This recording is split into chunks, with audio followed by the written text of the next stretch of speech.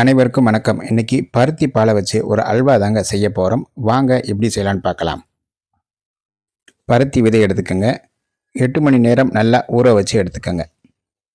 ஊறின பருத்தி விதையை மிக்ஸி ஜாரில் சேர்த்து தண்ணி ஊற்றி அரைச்சி எடுத்துக்கோங்க. அந்த பாலை நல்லா பிழிஞ்சு எடுத்துருங்க. அந்த சக்கையை திரும்பவும் மிக்ஸி ஜாரில் சேர்த்து கொஞ்சம் தண்ணி ஊற்றி அரைச்சி அதையும் பிழிஞ்சு எடுத்துருங்க. நல்லா வடிகட்டி எடுத்துக்கோங்க பருத்தி பாலை. கருப்பட்டி ஒன்று போட்டு அதை பாக எடுத்து வச்சுக்கோங்க. 10 பாதாம் 5 முந்திரியை ஊற வச்சு அரைச்சி எடுத்துக்கோங்க.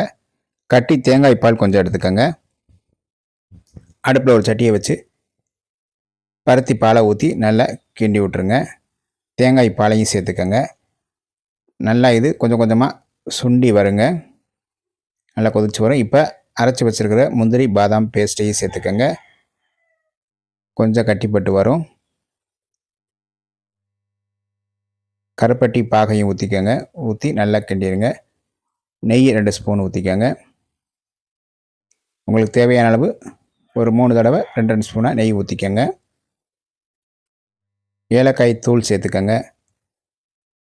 நெய்யில் முந்திரி பருப்பு தாளித்து கொட்டி இறக்கிடுங்க. அவ்வளோதாங்க, பருத்தி பால் அல்வா ரெடி ஆயிடுச்சு. இந்த மாதிரி செஞ்சு சாப்பிட்டு பாருங்கள். நன்றி, வணக்கம்.